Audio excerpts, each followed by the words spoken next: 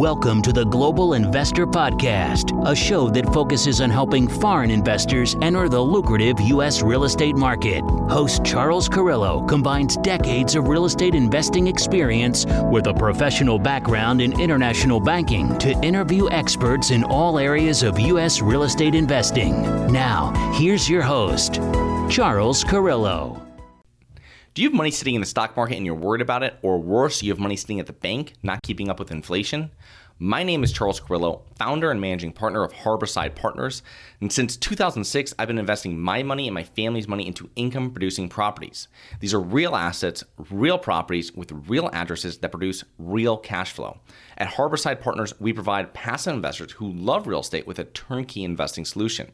If you want to put your money to work in real estate but can't find deals, don't have the time to get funding, and the last thing that productive people want to do is manage real estate. We find the deals, we fund the deals, and we manage the tenants, the termites, and the properties.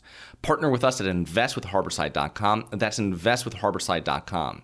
Go to investwithharborside.com. If you love real estate, you like the idea of passive income, and believe that income-producing properties will appreciate over time, go to investwithharborside.com. That's investwithharborside.com.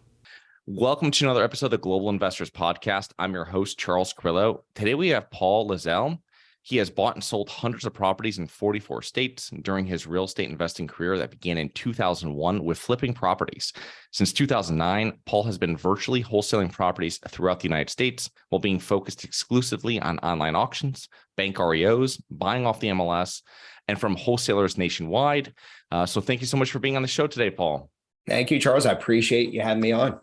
It's awesome. Yeah, it's great to have someone on that is out there in the trenches finding deals and then working with other investors doing the same. But before we get into too much about what you're working on now, can you give us a little background on yourself, both personally and professionally, prior to getting involved in real estate investing back in 2001? Absolutely. So I graduated from Drexel University in 1998 with a degree in finance and minor in economics.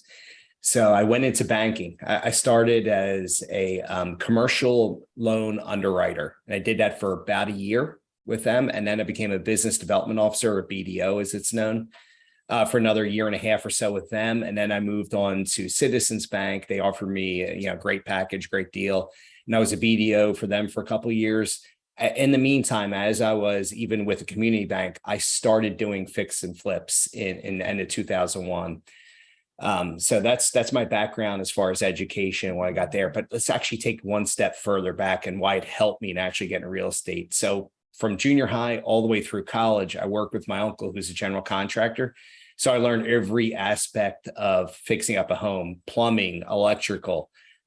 We did framing, we did additions, we did roofing, siding, windows, doors, foundations, sidewalks, everything you can imagine, pavers and all. So that was one of the greatest skills I've ever picked up in my life. And there's not enough people that get into the trades, right? But the trades have helped because, one, I learned how labor intensive they were and what kind of cost of materials were at that point anyway. So that really helped me flow naturally into real estate. And my uncle was doing buy and hold investing. He was buying duplexes, quadruplexes, triplexes, and holding those properties. So it got me interested in real estate. And then, as I was in the banking industry there, I decided I like the fix and flip side of it because I wanted that quick cash. I was young, in my early 20s there. So I started in that, did a little bit of dabbled with wholesaling here or there. And then really it changed in 2008-9 when the whole financial crisis happened. So I made a total pivot in my business from being about a 90% fix and flip guy and 10% wholesaling to a 90% wholesaling and a 10% fix and flip guy. And the reason was the market kind of forced it. I was able to pick up these HUD properties and these REOs so cheap, ones that were listed. And Charles, I don't know when you got started in real estate investing, but the market was so crazy back then that if properties were listed at 220, 230, I was picking them up for 90,000 and then selling them to other investors for 150, 155,000. So we were making huge spreads on bank REOs, which isn't the norm, but that was kind of, inventory had been built up so crazy. So that was kind of my foray into getting into the whole wholesaling aspect of it. Yeah, no, I've been investing myself since 2006, and then I kind of rode my dad's coattails since 1984 when I was born. But that's when he started investing in the real estate multifamily. So my whole childhood was meeting with contractors and knowing it. And it's funny, it's great also that you were getting involved with the trades, because my dad had a partner that was owned a construction company. I remember him telling me when I was a kid, he was like, it's all the money's made on the estimating. Yes. And understanding it. Nothing's made behind the hammer. It's made in front of the hammer, and it's made on the estimating, and like understanding that. And then it's also something today is when I have it, like I self-managed from 06 to 2012, my own properties, and dealing with contractors, dealing with handymen, going into, getting on roofs and seeing everything. And now, not something I do, not something that was great, but the education that provides you is that when someone's telling you about something and you see something, you're like, this is, you can just, you understand exactly how to estimate better, and you become a better real estate investor, especially with what you're doing with the virtual wholesaling and everything there, because you really have to, from the little information you have to figure out exactly what this repair cost is. And I mean, you're in and out, even if you're wholesaling and you're walking through properties, you have to know, if you're the flip, even if you're just buying from the wholesaler and you're the flipper, you have to know exactly within a few minutes, like what it's going to cost. And knowing that, a new roof is $10,000. Well, there's a lot of plywood that has to be replaced probably under that. So now it's like 13, you know what I mean? And you work these numbers out so you don't get yourself into too much of a hole when you start getting it on. So that's a great background that you had teamed with with your banking. I mean, you got pretty much both sides of it when you're starting out. Yeah, that was huge. That was really, really helpful for me. It really did help propel me, and it gave me an advantage that maybe some people don't have starting out in investing, but it's something that, I can, for our students and how I teach them, I kind of explain that whole background there, how I came from that and how they need to really focus on that, because most people lose money on these flips because they underestimate the rehab, like you said, right? And you always want to not over leverage, over account for the. So if they have a $50,000 cost, count for 65 just to be safe, because you're going to have all kinds of add-ons and goofy things that they didn't see. Contractors are famous for coming up with other stuff. So we really talk about on the show. Can you briefly explain what wholesaling is, and then further what virtual wholesaling is? Totally. So there's two different types of wholesaling. There's your traditional wholesaling, where most people know in the business, where it's an assignment of contract. So you meet with a seller, home seller, maybe you're doing direct mail advertising to them, and you come up with a price. We're picking up for 50,000. You have maybe an end buyer who's coming in at, say, 70,000, and you are assigning that contract to your end buyer for 70,000. And you can do it multiple different ways. You can take that 20K on the HUD. You can take that 20K off the HUD. Or if you don't think your buyer's gonna be comfortable with that spread, you do what's called a back-to-back closing, where you buy it and resell it that exact same day. Simultaneous close in some states is called as well. So we have to do this when we're buying bank REOs, because the banks will not allow you to assign the contract. On occasions, they will allow you to change entities. Like, let's say you have it in your flip entity, but you want to put it in your buy and hold entity. As long as you're on that, they generally won't have an issue with you on that. But you really generally need to come up with your own capital and cash to do the back-to-back closing with the bank REOs. It's a whole different animal. Yeah. Again, costs no money for marketing costs, so you save on that end, but you do have to have, it is capital intensive, so you do have to have money. That's for sure. Yeah, I don't know. I've never had the luxury of dealing with a bank with REO that they allow me to change entities. I've always had to really take it in my own name and then do the quit claim later. So they do not. Easiest way to do it. Yeah. And then also when you're providing bank statements, you can provide them in your personal name if you want, proof of funds. They freak out and you're like, even if you show them Secretary of State, I'm the only person owning this LLC, they do not like it. Yes. They will not do it. Yeah. You're going to get a discount. But the thing though, is that, I mean, that's just what it is. You know what I mean? So totally. Absolutely. So let's talk about, we went through a few different things about how you were finding one in the intro about how you really look for finding these motivated home sellers. How have you found, and how have you kind of worked? You said REO, but how else are you been finding distressed homes and motivated home sellers most efficiently? So for us, we've started television advertising in Southwest Florida here about 10 months ago now. I think we started in August, right before Hurricane Ian hit. Timing ended up being perfect for that, because Yeah, and we didn't see it. We didn't expect it, but we didn't expect to get damaged homes like we had down in this area here. But we end up picking up some good distressed homes because of that. And you're paying a monthly fee for the television advertising. And it's the same concept of whether you're doing direct mail, whatever, you still need that acquisition manager, whether it's yourself or whether it's somebody you hire. We do have somebody, and then a disposition manager too, which I kind of take the reins in on the disposition side. That's been kind of a specialty of mine over the years. So you do need to have those two different things, but direct mail is your traditional one. People spend anywhere from $3 to $20 per month doing direct mail advertising. Some people do pay-per-click advertising. And some people, we also buy from wholesalers too, by the way. So people that get their own deals, if it's a good deal, I'm still going to buy it regardless, because I'm going to take it down and either fix it up and keep it as rental or flip it, depending on what market it's going to be in there. But no, that's been a great source for us over the time. And then we try to layer it. So if we find particular areas work really well, let's say Port Charlotte, Florida, or Cape Coral or Fort Myers, now we'll layer it by doing direct mail to certain areas to try to, accelerate, buyer leads coming in.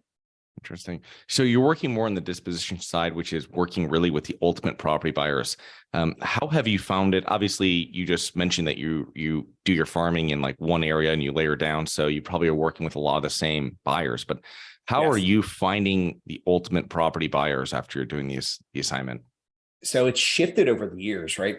So from 2009, when I first started doing this all over the country, Craigslist was the main resource. And you might have heard something, some of the listeners might have heard something called Backpage, which I think still exists, but it's not a great source anymore, as far as I know.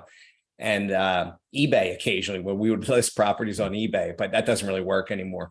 But Facebook Marketplace has really been a great resource lately. And there's so many different investing groups inside of Facebook that you can participate in, different wholesaling groups that you can really find a lot of buyers in, or you could post your deals in there and find buyers. That's been my best resource for finding cash buyers. When you post a deal, and again, it's got to be reasonable. And when I'm on these things, I see these people listing these properties. They aren't deals. These are MLS style deals, right? You're either you didn't negotiate it right, or your margins you're looking for are too large. So when you put something there that's priced right, you will get hounded by buyers, and the kind of buyers you want, generally cash buyers. You'll occasionally get some wholesalers too, because they want to wholesale your wholesale deal. But that has been a great resource for us. Craigslist is still a good resource. It still works in a lot of different markets, but Facebook Marketplace continues to eat that up over time. Yeah, I've definitely bought properties to flip off of Craigslist many years back. So you can definitely find deals, or back then we did find deals on doing it. So it's interesting where you'd find them or where people are putting them up. And if you kind of your idea of what the market is and what you're actually looking for, what's in your buy box, I mean, that's where you can, really, really work with these deals. So just giving a little bit, I know you gave a brief overview earlier about wholesaling, but so you're finding the sellers. They're distressed for one way or another. You're now going to put that property under contract. So can you give us a little bit more? You put the property under contract. It's at a discount for whatever you feel for your profit, and then whatever repair costs are going to be, because you're going to sell it most likely to a flipper, not to an actual homeowner. What is the process from putting the property under a contract to actually, and then say you found the buyer?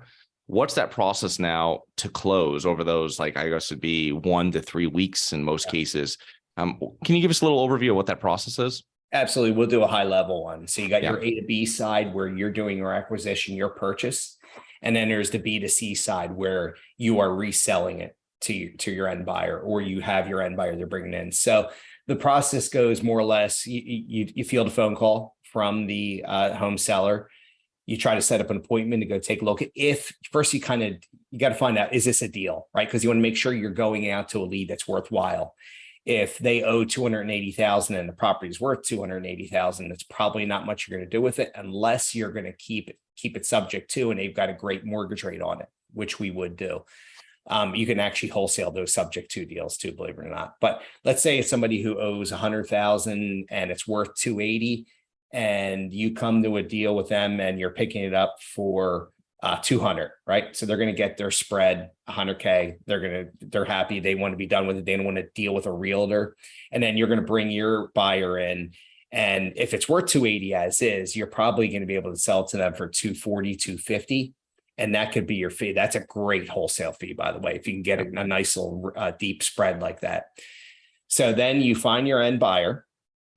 When you advertise this, right? You advertise this on whether it's Craigslist or you can advertise on Zillow too, by the way. Zillow is a great resource. You bring in so many, there's way more views on Zillow than there are on MLS properties because anybody can go on there and look. Whereas opposed to MLS, right? You have agents' eyes on it more or less. So you put on Facebook Marketplace, you field calls, take that in, find out if they're a cash buyer. You want to make sure you verify that, one, they have funds, they've done deals before. You want to do a little background check to make sure you're not just bringing in some other wholesaler, because so many wholesalers will come in and, act like they're end buyers when they're really not, because they want to wholesale your wholesale deal. Right. So you bring that end buyer in, and let's say you're selling to them for 240. Now you got that spread, that 240, and your end buyer is getting it, your seller is getting 200,000 for that. So that your seller may not like to see you making 40K on it. So you may want to do what's called a back-to-back close, and you could use transactional funding on that, where you'll pay, say, $1,500, $2,500 to a lender to borrow those funds for the day, and you'll close on for 200, sell for 240. You'll have closing costs, so your net may be $32,000, $33,000, $34,000 with closing costs and everything, and that's your spread there. If you do it as a straight assignment and your seller's good with it, your buyer's good with those numbers, which I always try to do because it's cleaner and easier, then you just assign it, collect that fee. You can put it on the HUD, do it as a consulting fee. Boom, you're paid on the HUD, and you're good to go. Oh, very good. Lots of great information there. So when you're doing the back-to-back closing, so people, it also is advertised or explained as being a double closing. Correct. You're closing on a one day, and it might be a day, it might be the same day, it might be whatever it is. But the transactional funding, I think they charge usually, like you were saying, like 0.5% or something, and whatever it might be. And that is where they're going to fund it. And then they know that they're going to get their money back no later than a month later. You know what I mean? It's Correct. you're not buying it from them. And there's a lot of firms that do that as well. And of course, just like hard money lenders, once you've built a reputation and an experience track record with them, you probably can save on that. So absolutely. But, and then one other thing about this, going through all these different routes to finding discounted properties, is that people listening, they don't have to wholesale it. These are just great ways that Paul's explaining where you can find discounted properties if you want to flip them, or if you want to flip them and then rent them, flip them and sell them, whatever it might be. You can use this, but the key is we're finding the discounted properties up front. So when you're going through this, you already have equity in the deal. And this is going to allow you, the more equity, it's going to allow you when you refinance this to take out more, hopefully all of it, but usually the majority of your money out of the deal. Yes. And I want to bring one more point here too. And we've kind of focused on this because, inventory has been tight over the past few years here since COVID and everything. So we tried to maximize our deals as much as possible. So in that instance with that last deal, I was telling you that we were picking it up for 200,000 and selling it to an investor at a discount for 240. If you know it's worth 280 as is, and you have agents that have confirmed it, it may pay for you to take that property down, list on the MLS for 279.9 or even cheaper, and then get a bidding war, and you're going to get some additional funding or additional funds out of it. It may pay, especially if you're a new investor right now, while the market is the way it is. You always want to do this depending on what the market is telling you. And right now the market is telling you to do it this way to maximize your profits as much as possible. Now, if you have a ton of deals coming in, you don't need to worry about that. You have more deals than that you just want to go through deal flow, and you want to just get in and out and not have holding costs, then you just sell it that way, right? And I know a lot of companies, they're wired and that's how they do it that way. But if you're newer to investing, it may pay for you to just list on the MLS, make some more money, and then be done with it. And then use that extra profit towards marketing, additional marketing costs, or towards another rental. Yeah, the MLS, people historically think that's only going to be going to a home buyer, right? That's going to live in it.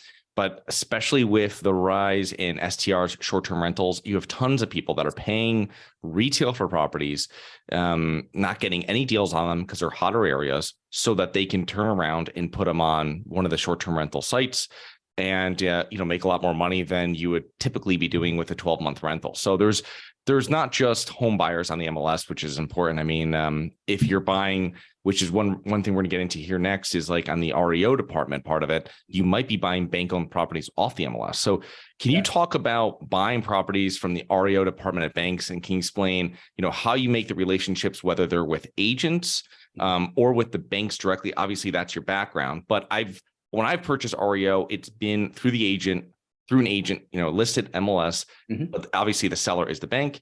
But I've also seen it, I get listings before years back, which would be like the bank would list properties that are defaulting that they're taking over to sell directly to an investor or home buyer or whatever. So how do you work with that, Paul? Yeah, this is a great one. And this has evolved and changed over time. So when I first got into investing in 2001, HUD Home Store was a great resource for you to go on there and pick up HUD properties that were foreclosed on. Now over the years, they've tried to get away with that. They list a lot of the HUD properties on auction.com, Hubzu, Zome, and these other online resources where we pick up a lot of those. But these are properties that maybe need more work than ones that you'll find on your traditional MLS, like you and I have bought, and Charles, off the MLS that are REOs, where they're in better shape, not in great shape, but better shape, and an end buyer may be willing to buy them. So they've kind of gotten away from them, though. You probably notice less regular traditional bank REOs listed on the MLS and more of them thrown on the online auctions, because this new program was created about 3 or 4 years ago called HUD CWCOT. And I forget what that acronym stands for, but it was a HUD property, FHA or VA, and they foreclosed on the property and they just listed on the auctions, and they're usually occupied at the time. So that's kind of been a shift over the years with that. So that has been, and a lot of those, by the way, Charles, are not listed on the MLS too. So there's no agent attached to them. They are an REO, but there's no agent attached to them. And sometimes they'll have really high price points that are unreasonable. And over time they have been. And then sometimes they'll give you great discounts, and you got to be on there and ready to see them. Like we picked up some phenomenal discounts over the past 6 months or so through the HUD CWCOT program.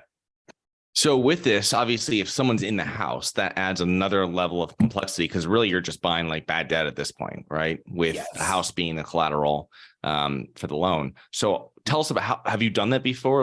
Or you just wholesaled this? Tell us about how you're dealing with it when someone's actually in the house.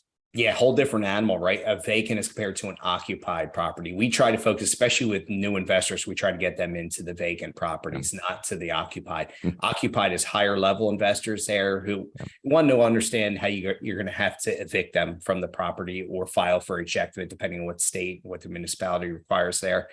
But generally speaking, they do go at a 25% discount because they're occupied. And that 25% discount may work in some instances, and it may be just a complete dump where you're still overpaying at that discount. So that's where you got to be careful. You got to hopefully have some boots on the ground, some people that can go take a look at the property, maybe peek in a window and get an idea. It's kind of dangerous to do, but you send your agent there, maybe they knock on the door, talk to the people, and can kind of see inside a little bit. If you could do that, that's the greatest way to do it. Then you know what you're into. Otherwise, it's a guessing game getting into some of these properties. And recently, what they've done, the HUD CWCOT program, they have vacant properties, but they try not to let you get access to those vacant properties. And I always tell them, like, that's a red flag. If you don't want me to get access to it, that must mean it needs way more work than what you're giving me here. So we try to get people to, peek in the windows of those vacant ones. Less issues there, right? No peeping toms going on there. But the agents that can take a look at those, and those have been some of the great deals that we've gotten more recently too, because there's such an abundance of those properties right now. And it's kind of an untapped market. So that's been a great resource, but it's changed over the years, going from the HUD Home Store to now the online auctions, and now the online auctions doing the HUD CWCOTs, as well as your traditionals from Wells Fargo, from Chase, from Ocwen, on all these different mortgage companies out there, that in Bank of America. So that they still have those, and they still have the really nice ones that are ready to go on the MLS because they know they're going to get top dollar for those. So, obviously most people are going to be focusing, if they have boots on the ground, they're going to be focusing on like one market. You've done this in, I think it was 44 different states. You've been actively investing. mean, obviously I would imagine for new investors, you're telling them to start in one market. Yeah. How are you running a team or have the ability to use a team, let's just say, that is in all these different markets. So when something comes up, you can quickly find them, evaluate it, and make an offer, or buy it, whatever, So yeah, that's kind of evolved over time as well too, but especially with the tools that we have now available to us online, to make investing a lot easier, right? Zillow, when it originally started out, wasn't as good at comping as it is now. I could really comp properties extremely well with Zillow in any different market, and know what things are selling, and know what a 3-bedroom, 2-bath, 1,500 square foot ranch is selling for in a quarter of an acre, because I can comp it all out in that particular area. The only thing I don't necessarily know is street to street. This could be a bad area. This could be a really great area. So that's when you get into the inner cities, it gets a little tougher. When you're out in the suburbs, it's not really like that. It's much simpler to decipher. But basically, so for me, for boots on the ground has been making great relationships with agents in different markets. Being from Pennsylvania, I have a bunch of them in PA, I have some in New Jersey. I have some great ones in Texas, in Casper, Wyoming, Gillette, Wyoming, in Tucson, Arizona, in Knoxville, Tennessee, in Atlanta, Georgia area, and the Carolinas as well. So I've made so many relationships with these guys over the years. And I tell them, like, it doesn't have to be a bank REO. If you find a deal that looks like it could be a great deal, I'm still interested. So occasionally I get off-market deals that aren't bank owned that I can get, and I hopefully can assign a contract. If not, it might be a good one I'd either keep as a buy and hold or a fix and flip in that particular market. But the boots on the ground has generally been REO agents for me. That's my first eye. And I look for agents who have 10 plus years experience minimum, because one, they know that particular market very, very well. They understand it from an investor's perspective, being a bank REO agent, and they understand what the as-is condition is, what the after repair value is, and they have great resources. They have great contractors that they can refer me. And this is a piece of advice I'll give to anybody. When I've gotten my own contractors in different markets, I've been burned at times. Knock wood when I say this, I've never been burned by a realtor referral contractor. And I think it's because they're not going to bite the hand that feeds them. These are the leads that they're getting from this agent. They're keeping them busy and they don't have to pay for marketing. So for them to screw over that agent, they're not getting anything anymore. Plus their pricing is good, and they know what investor pricing is compared to retail pricing for doing a rehab. So that's been our boots on the ground. We'll occasionally send some people out there to take pictures. If we can't find a realtor in that particular market, you could do that off Craigslist or a few other resources there to be able to utilize that. bpophotoflow.com is another one that's in a lot of different markets that you can utilize too. So there's a lot of different tools that you can do. And from even further to how to analyze and figure out if it's a deal, we use a VA, a virtual assistant. In the Philippines, we actually have 2 of them. So when we get a list, it's usually an Excel spreadsheet list of properties that are coming up for auction. We'll have them go through and do the first level of due diligence to see, all right, is this a deal or is it not a deal? We train them on that. And they let us know, and we start bidding on those properties. Now I've since hired an acquisition manager who has taken me away from that, and I only focus on certain markets, and I let them focus on the majority of them. Allows me more time to do other things, which is good. Yeah.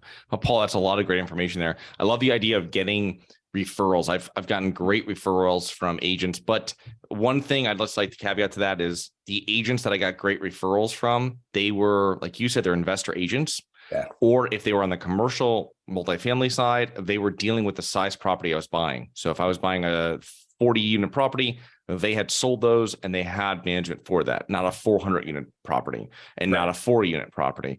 So if the REO person's working all day between the banks and investors.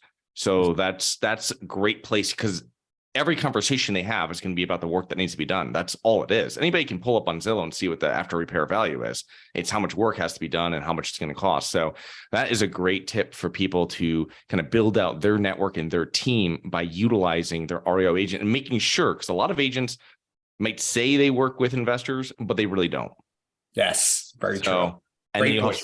Yeah. So you really have to, hey, what have you sold before, or what are you buying? And if you speak to them for 10, 15 minutes, you'll find out, you know what I mean? What they've worked with. When you have people dropping, have contractors, they've done work here, they've, all this kind of stuff. And you'll know, you know what I mean, that they are a seasoned person, but many Yes. people aren't, you know what I mean? So it's just, you really have to sort through, find other people if you can, find other people, investors in your area, possibly, that see who they're buying properties from. You know what I mean? If it's a different area, because you have agents that might have a much larger market that they work in versus where you might have flippers that just work in one town or one part of town. So that's a great point. You could join a local RIA group or a meetup group and find some of those good resources for those. That's kind of how I started out, going to a local RIA, and meeting a lot of different. I found private lenders, as a matter of fact, too, and people to do partnerships with on different things. So great resources there. And again, like you're saying,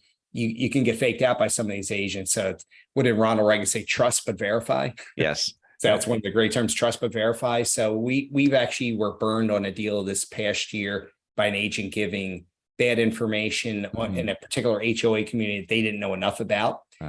And my acquisition manager didn't do enough due diligence. Get a second agent, get somebody who really has a lot of listings or has had a lot of listings in that particular community, because you're going to get so much better information from that person than you'll get from the other. We're going to end up losing money on that particular deal, which really sucks. Great learning lesson for us, though. But I train them like, it can't just be one agent unless that agent is totally immersed and really knows that HOA better than anybody else. But you still want to find a secondary person just to verify numbers. And sometimes, and depending on how rural the area is, we'll try to find 3 different agents and get 3 different perspectives. And then it kind of gives you a low, medium, and a high. And then you just kind of figure out from there. But always err on the side of caution and go with the low side.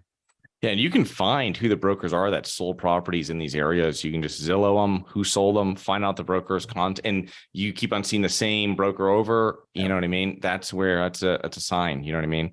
But yeah, a lot of great information there. One last thing is the REA is any local RIAs. I was speaking to someone and they're telling me they're a successful hard money lender and how they got started and how they were taught. They'd go to the REA, and they would talk to people, and they would talk to the person running the thing. Be like, who here has done a lot of closings and flip properties, not just the first time here? Because you say you're a hard money lender and you'll have a line of people, you know what I mean, that want to get loans. He was just they'd point him out, and that's the people he started giving really good deals to on lending. And that built his whole network by going to one of those events and dealing with people, speaking to people, building relationships, and finding out who was actually the serious people there that, probably he wouldn't lose money on. That's so true. And when you go to these different RIAs, 90+% of the people are just tire kickers. They're constantly looking. They suffer from analysis paralysis. They'll never do a deal, but they constantly go. It amazes me. And you have that segment of people that are very, very active, the smaller groups. And they tend to go to these smaller meetup groups outside of the regular RIA is where you'll find a lot of those. But that is a great way to do it, to talk to the person who runs it and find out who the big players are, because they know who the players are, and they know who the people who are just tire kickers and aren't really doing anything are. So yeah, for sure. Right direction. A lot of great information, Paul. Paul, as we wrap up here, you do a lot of coaching. You have a lot of coaching programs. You've 20+ years of doing this. What are common mistakes you see real estate investors make? So the most common mistakes are not doing enough due diligence to find out, to really comp the place, right? And that's where a lot of people lack confidence in doing comping. And it's really, they suffer from analysis paralysis because of it. They don't end up doing enough deals. And they don't do enough deals because they don't trust their numbers. It's pretty black and white to me when I'm looking at comping a property. If I'm seeing this 3-bedroom, 2-bathroom, 1,500 square foot property selling at 175, right? And I'm seeing this routinely within a 6-month period, 6 or 12-month period, I know this should be worth 175. So you got to trust that number, take use that as your after repair value, subtract out the repairs, give yourself a little buffer. And maybe if you want to do a little wholesaling fee in there, that's your maximum allowable offer. So that's how you kind of figure that out. But people don't trust their numbers. So they don't act. That's the biggest thing we see. Yeah. I had a mentor years back tell you, just do fat deals. You know what I mean? So it's difficult pushing deals away that don't have that much on there, but he's like, you don't want to do any skinny deals, you do fat deals. And that's where if anything goes awry, anything happens that you don't know, COVID, for instance, whatever it might be, this is where you have that extra buffer on there. And it's like raising extra money when you're doing one of these projects. You won't have a problem if something pops up. And even if you're breaking even or you're not going to make as much money, you're going to be able to finish the deal and get it done. So true. That's the best piece of advice you could possibly get right there. We're pushing our students, same different deal there. like you got to be careful in this particular market. I'm only looking for the home run deals. I'm not even looking for the doubles. I want them to be home runs. I want them to be nice meaty ones, because I know if something goes wrong, that you can lose 10 or 20% pretty quickly in a short period of time. Interest rates shoot up to 8%. That changes everything, right? With your value of your property. It's all about the affordability. So like you said, raising more money than you necessarily need to, just to be sure, always a great way, because I see a lot of people don't raise enough. Then they have to come up with their own funds for the finish the rehab out, or they have to sell or partner with another investor. And you don't want to run into that. Yeah. You can pick up, I'll look on sometimes on Bigger Pockets, and it'll be like once a week, you'll see people asking about that. I'll see probably a lot more. They'll be asking about having to partner with someone, or they are partnering with someone on a deal that went. One thing before we wrap up and we get information on you, Paul, for contact info, you were wholesaling and investing, through 06, 07, 08, 09, all these different times. How, and I imagine some of that's coming back with how you're putting offers in. Because I've talked to wholesalers back then, and they'd be like, I do 5% less, or they had this number, whatever they'd be like. Are you doing any of that? Did you do any of that? And are you doing any of that now? Absolutely. So, people were running it up to 75% of ARV, and in different markets in Phoenix, people are going to 80%. And I saw some people doing 85, and I always thought that was crazy. The highest I was ever going to is 75. We have since scaled it back to our traditional 65% of after repair value, minus repairs. Do that. That assures you got some meat on the bone there. You're going to be in pretty good shape. It's really going to protect you. Yeah, you're going to miss out on some deals. I know it hurts. Run away from them. You do not want to get yourself caught. This is a weird market we're in. I don't know which way it's going. I think because inventory is so low, that will be pretty stable in pricing, and interest rates, as long as they stay stable, will be fine. But if interest rates shot up, we had some kind of a weird event world war ramps up, who knows, goofy things that we can't account for. That's where you want to protect yourself with. And you're just going to be always safe and better off. And especially if it's your first deal, you want to make sure you got a nice meaty deal, because that's going to give you an incentive to want to do more and more. That's a lot of great information, Paul. So how can listeners learn more about you, your courses, and your business? So if they want to follow us just on YouTube, you can go look for The Virtual Investor on YouTube. And we have links in there. Also have the Flipping Out podcast on that channel as well. And then reoauctionacademy.com. They can sign up for our course. We have a couple different courses. We have one that's a do-it-yourself course for like $497. If they just want to jump on monthly coaching calls, there's a $97 a month option on fliprealestatevirtually.com. And if they want the full scale coaching where they really learn a lot, and we connect them with private lenders, we connect them with insurance companies nationwide to do stuff, that is a $5,500 program right now. Okay. Well, thank you so much for all that information, Paul. And just let people know, if your main goal is not to wholesale properties or to flip them, you can utilize a lot of strategies that we've spoken about today, and what Paul specializes in, about buying properties at discount, renting them out yourself, and possibly all different size properties. So thank you so much for coming on today, Paul, and looking forward to connecting with you in the near future. Thank you, Charles. I appreciate it. Thank you for having me on your show. Thank you for listening to the Global Investor Podcast. If you like the show, be sure to subscribe on iTunes or Google Play to get new weekly episodes. For more resources and to receive our newsletter, please visit globalinvestorpodcast.com. And don't forget to join us next week for another episode.